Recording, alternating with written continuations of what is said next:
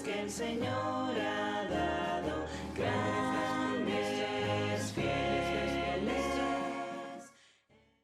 Cuando uno piensa en el segundo Adán, seguramente le viene a la cabeza infinidad de cuestiones, pero la pregunta más importante de esta tarde es ¿por qué la necesidad de un segundo Adán? Y me parece importante porque generalmente lo que es primordial en el plan de salvación es que tengamos un Salvador, ¿verdad? Sin ese Salvador no hay salvación. Pero la pregunta es precisamente en esta parte de Jesús como Adán, como hombre, ¿vale? Hay un texto que quiero que empecemos a leer, que se encuentra en Juan, en el Evangelio de Juan, el capítulo 19, creo que es, a ver, 19. Juan 19. Y el versículo del 1 al 5. ¿Lo tenéis? Juan 19, del 1 al 5. Así que dice, entonces tomó Pilato a Jesús y le azotó, y los soldados entretejieron una corona de espinas y se la pusieron en la cabeza y le vistieron con un manto de púrpura y le decían, salve rey de los judíos, y le daban bofetadas. Entonces Pilato salió otra vez y les dijo, mirad, os lo traigo fuera, para que os deis cuenta de que yo no hago en él ningún delito, no hallo en él ningún delito. Y salió Jesús llevando la corona de espinas, el manto púrpura, y Pilato dijo, he aquí el hombre.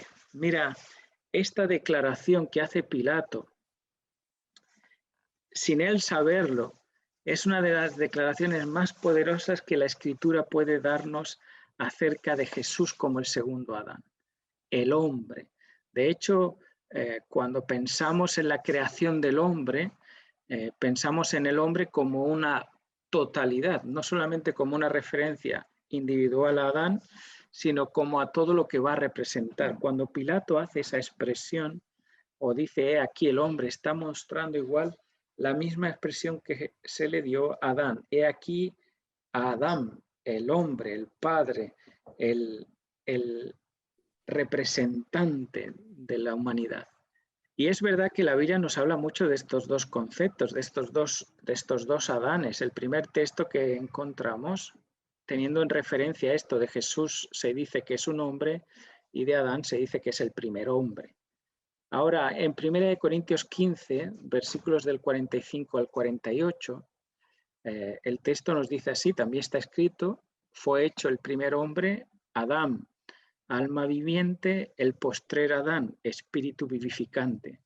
Mas lo espiritual no es primero, sino lo animal, luego lo espiritual.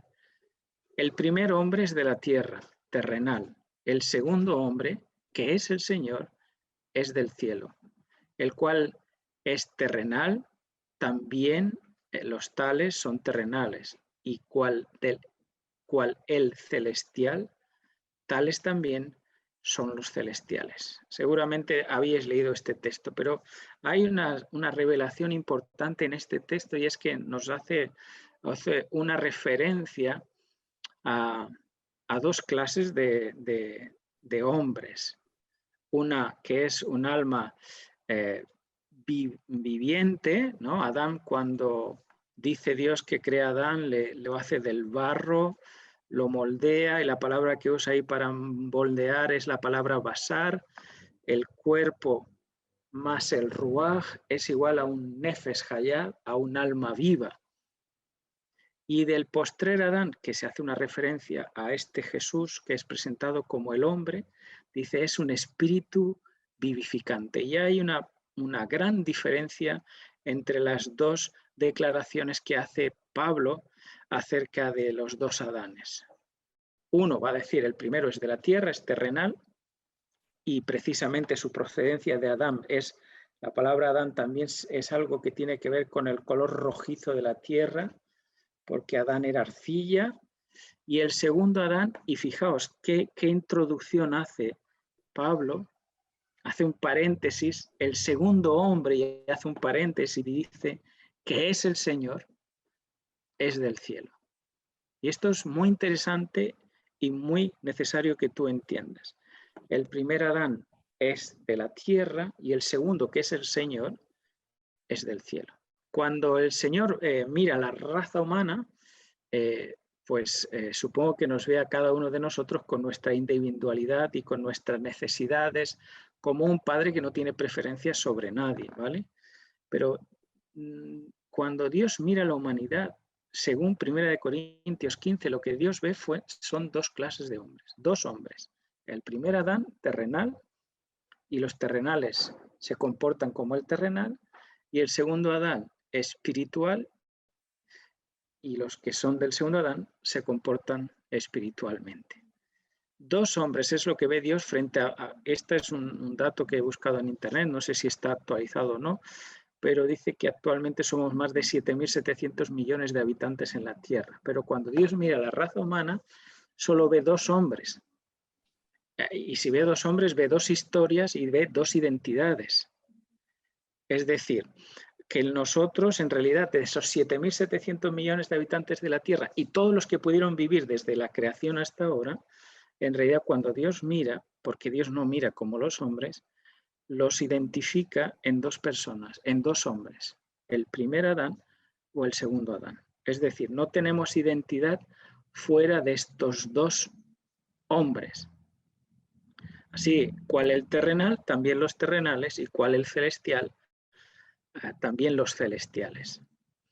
Cuando el Señor mira a esa raza humana, solo ve esos dos, el primer hombre creado y el segundo hombre encarnado. Y esta es una cosa interesante.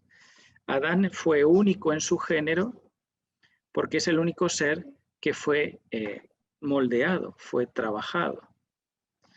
Y después se le sopla aliento de vida que produce un alma viviente. Nadie más nació de esta manera. Eva, pues dice que se extrajo una costilla de Adán, pero no se nos dice muy bien si es que hizo luego un barro y puso la costilla. No se nos revela muy bien cómo hizo la mujer, pero Adán es único en su género porque es el único que literalmente dice que fue manipulado, moldeado y se le sopla vida, ¿vale? El segundo Adán, que es Jesús, es único en su género porque es encarnado. La encarnación es un misterio y ahí tenéis varios textos en la Escritura que lo declaran así, pero que es único en su género porque es irreproducible. Nunca más nadie va a estar encarnado, ¿eh? Vendrá el Espíritu Santo, con su sombra te cubrirá y el poder del Altísimo y el santo niño que tendrá será llamado Hijo de Dios. Así que estos dos Adanes, en realidad cuando Dios mira la tierra ve estos dos a los hombres a través de estas dos historias y a través de estas dos identidades, ¿vale?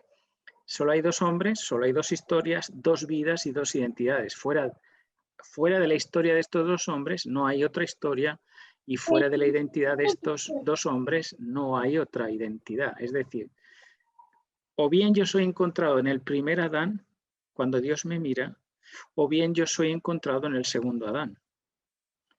Mi vida es la del primer Adán o bien es la del segundo. Lo que somos, lo somos, y fijaos, según la vista de Dios, según cómo nos mira Dios, lo que somos, lo somos en base al primer Adán o en base al segundo Adán. Mira qué cosa interesante. El texto que vamos a leer a continuación, que está en Romanos 5, pero permitidme que antes de leer os haga esta pequeña introducción. Cuando Dios ve a los hombres, los ve en los riñones del primer Adán. Esta expresión es como que todavía no habían nacido, pero como que estaban en sus riñones. Era la expresión que tenía el hebreo para declarar que estaba en su simiente, en su interior, todavía la capacidad de un día dar a luz o dar a vida, ¿no? Cuando la Biblia dice que Dios sopló aliento en Adán, lo que sopló fue aliento de vida, pero la palabra que aparece ahí, hayayim, que es la palabra hebrea que tenéis ahí, en realidad es un plural, y esto es algo muy curioso. Dice que lo que hace es que le sopla aliento de vidas. Es un sustantivo masculino y además es plural absoluto. Es algo increíble, porque nosotros lo traducimos, le sopló aliento de vida, pero si te vas al hebreo, le sopló aliento de vidas. Es como que si en Adán las vidas que estaban retenidas en su costado, en sus riñones, pudiese llegar hasta nosotros. Por eso cuando Adán pecó, aunque nosotros estábamos inconscientes en él, porque ni siquiera pues estaba previsto que naciésemos, tienen que pasar muchos años quizás, Dios nos ha visto ya en él. Y cuando él cae, todos los hombres caen en él. Fíjate qué historia. Cuando él cae, todos los hombres caen en él, porque esta expresión se va a repetir mucho en el Nuevo Testamento, en Cristo, que seáis hallado en él, ¿no? Este concepto de pertenencia y de adhesión en esa pequeña palabra que es en él. Todos caen en él, ¿eh? Es la humanidad la que peca en Adán. Pecamos en Adán, pero no pecamos como Adán. Cada uno paga por sus propios pecados, ¿verdad? Esto dice Ezequiel 18:4. El alma del Padre y el alma del Hijo son mías. El alma que pecare morirá, pero no pagará el alma del Hijo por los pecados del Padre. Sin embargo, no estoy diciendo aquí que los hombres pecan pagando la consecuencia de lo que hizo Adán, sino que como en este contexto semita, todos los hombres que procediesen después de Adán, en Adán pecaron sin haber cometido ni siquiera un solo acto en contra de la ley de Dios, ¿no? No habla de los pecados personales, sino que se habla del pecado representativo en el primer Adán. Y ahora sí vamos a leer el texto, que es Romanos 5, del 12 al 19. Es un poquito largo, pero tenemos que leerlo porque está lleno de grandes lecciones para nosotros. Así que si queréis buscarlo en la Biblia, Romanos 5, del 12, yo he puesto el 19, pero os voy a leer hasta el 21, ¿vale? Dice, por lo tanto, lo leo aquí que lo leo mejor. Por lo tanto, como el pecado entró en el mundo por un hombre, y por el pecado la muerte, así la muerte pasó a todos los hombres, por cuanto todos pecaron. Pues esto es lo que os estaba explicando antes, ¿no? Pues ante la ley había pecado en el mundo, pero donde no hay ley no se inculpa de pecado. No obstante, dice, reinó la muerte desde Adán hasta Moisés, y aún en los que no pecaron a la manera de la transgresión de Adán, el cual es figura del que había de venir. Pero el don de Dios no fue como la transgresión, porque si por la transgresión de aquel uno murieron los muchos, abundaron mucho más para los muchos la gracia y el don de Dios por la gracia de un hombre, Jesucristo. Y con el don no sucede como en el caso de aquel uno que pecó, porque ciertamente dice el juicio vino a causa de uno solo, de un solo pecado, para condenación, pero el don vino a causa de las muchas transgresiones para justificación. Pues si por la transgresión de uno solo reinó la muerte, mucho más reinarán en la vida por uno solo, Jesucristo, los que reciben la abundancia de la gracia y el don de la justicia. Así que como por la transgresión de uno vino la condenación a todos los hombres, de la misma manera, por la justicia de uno, vino a todos los hombres la justificación de la vida. Porque así como por la desobediencia de un hombre muchos fueron constituidos pecadores, así también por la obediencia de uno muchos serán constituidos justos.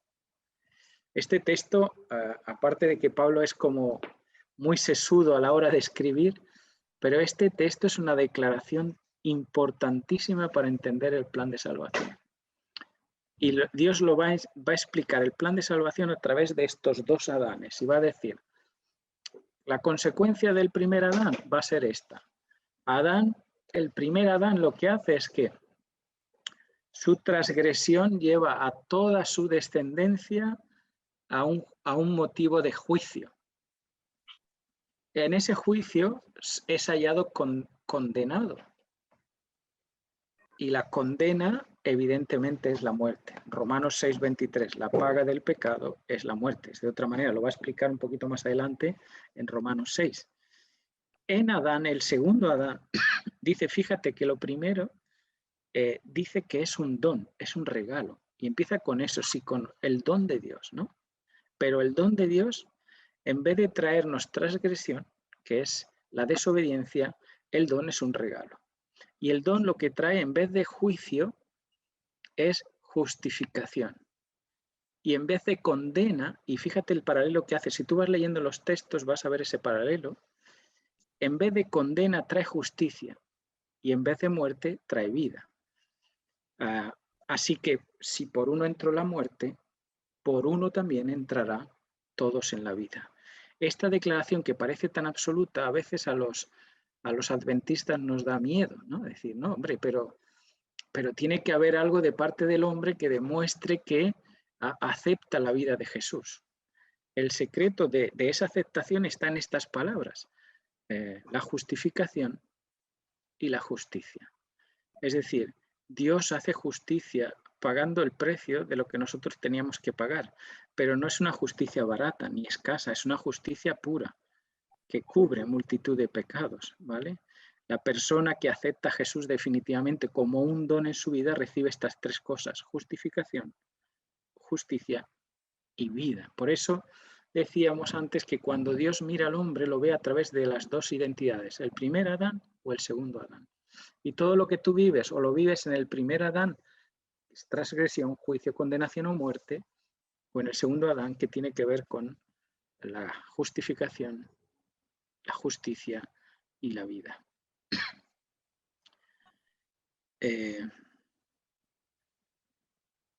Esta es una matutina que se llama Maravilloso Gran Dios. Elena White dice, ¿por qué el segundo Adán? ¿Por qué era necesario que viniese un segundo Adán, ¿no? Y dice así, que la caída del hombre llenó todo el cielo de tristeza. Eso tuvo que ser algo terrible, ¿no? Una criatura creada, y cuando la crea, el comentario bíblico adventista dice que fue creado a su imagen y semejanza. Elena White hace una nota y dice, Dios creó una nueva raza distinta, diferente. No sé lo que quiso decir con esto de distinta o diferente, pero una raza especial que fue el motivo de que Satanás se rebelase definitivamente contra Dios en el cielo, ¿no? Pensaba que quizás debían contar con él para crear a esa raza y se ensañó precisamente con esa obra majestuosa de Dios, ¿no?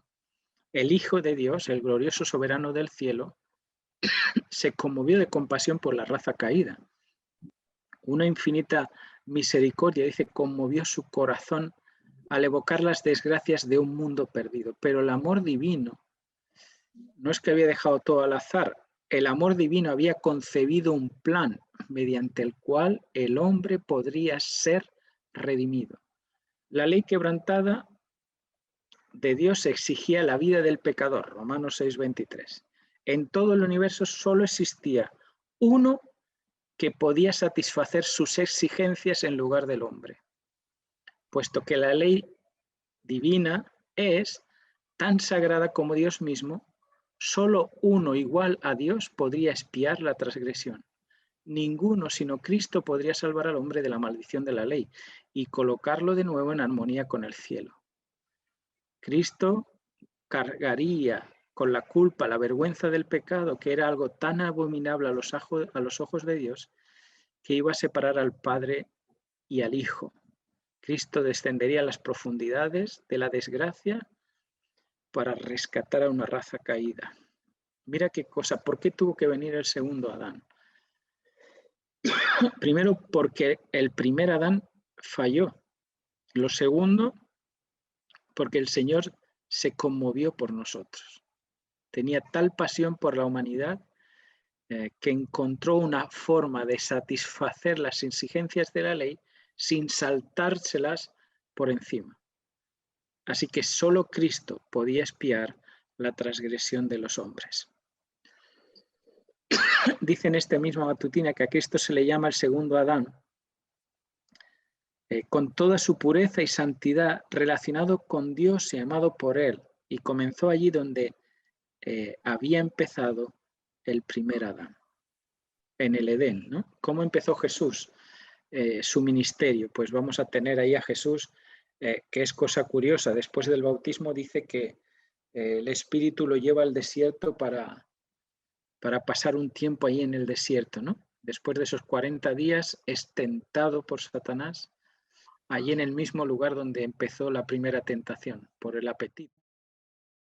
Algo tan sencillo o tan destructivo como puede ser el apetito. Pero Cristo Jesús, el segundo Adán, en pureza y en santidad y además relacionado con Dios y amado por Él. Comenzó donde el primer Adán lo había dejado. Esta otra matutina que la conocéis, Cristo triunfante, dice que Satanás atrajo al primer Adán valiéndose de su sofistería de igual modo como atrapa hoy a los hombres y a las mujeres, conduciéndolos a creer mentiras. Adán no se elevó por encima de la humanidad buscando el poder divino, creyó las palabras de Satanás, pero el segundo Adán no habría de ser esclavo del enemigo.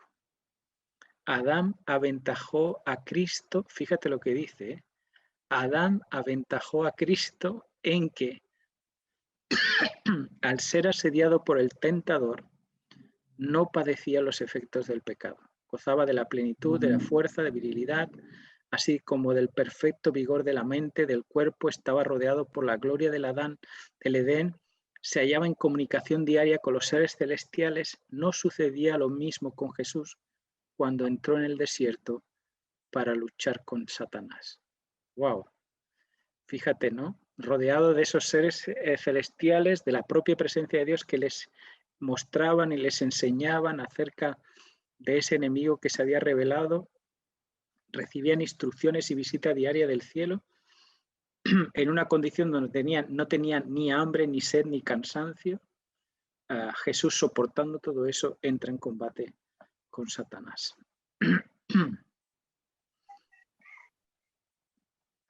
No solo el ser humano, ¿no? Dice, sino también la tierra había caído, lo dice también que Cristo triunfante por el pecado bajo el dominio del maligno, y había de ser restaurada mediante un plan de redención. Al ser creado, Adán, dice, recibió el señorío de la tierra, pero al ceder a la tentación, cayó bajo el poder de Satanás. Segunda de Pedro 2:19, Elena White dice, en este contexto, el que es vencido por algo es hecho esclavo de lo que le venció. Entonces el hombre fue hecho esclavo de Satanás que nos venció, pero no así de Jesús, porque a Jesús no le venció. Por eso Jesús dice, ahora viene el príncipe de este mundo y él nada tiene que ver conmigo. Cuando el hombre cayó bajo el cautiverio de Satanás, el dominio que antes ejercía pasó de las manos a las manos de su conquistador. De esa manera, Satanás llegó a ser el Dios de este siglo, como dice 2 Corintios 4:4.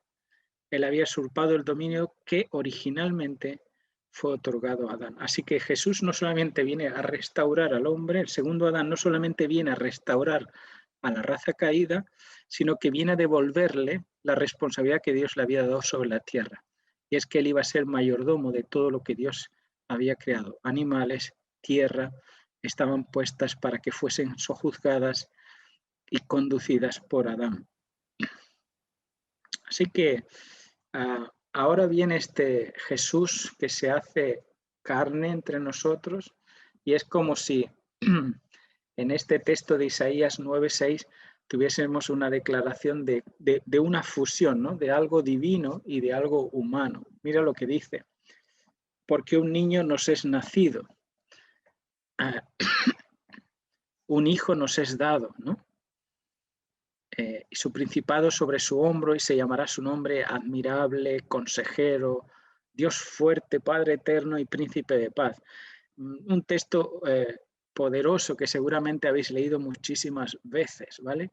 Pero en este texto se incluyen dos cosas importantes, dos familias que hacen una alianza. la familia divina y la familia humana. Dice, por eso dice que nos es dado, nos es nacido, tanto a la familia del cielo como a la familia de la tierra, un hijo nos es dado, porque un hijo nos es nacido, porque hay una reconfiguración en el segundo Adán, que es celestial, pisando, viviendo y manifestándose en esta tierra. La familia divina en ese niño sí que se reconoce, ¿no? Y tenemos Colosenses 2:9 que dice, en él habita corporalmente toda la plenitud de la deidad. Con relación a Jesús, a ese niño que nos es nacido, a la parte divina, al cielo y a los que vivimos en la tierra, porque Jesús era divino y era humano, el cielo sí lo reconoce a ese niño. Ahora la pregunta es, ¿y la familia humana? ¿Cómo reconocemos a Cristo? Uno de los encuentros que va a tener Jesús con una de esos encuentros más maravillosos que va a tener Jesús en su vida va a ser con la mujer samaritana, ¿no? Y en ese contexto que están debatiendo acerca de quién tiene, ¿no? La verdad, ¿no? Y dónde es que se adora correctamente y si tienen razón los judíos o los samaritanos, ¿no? Jesús llega y le dice esto, ¿no?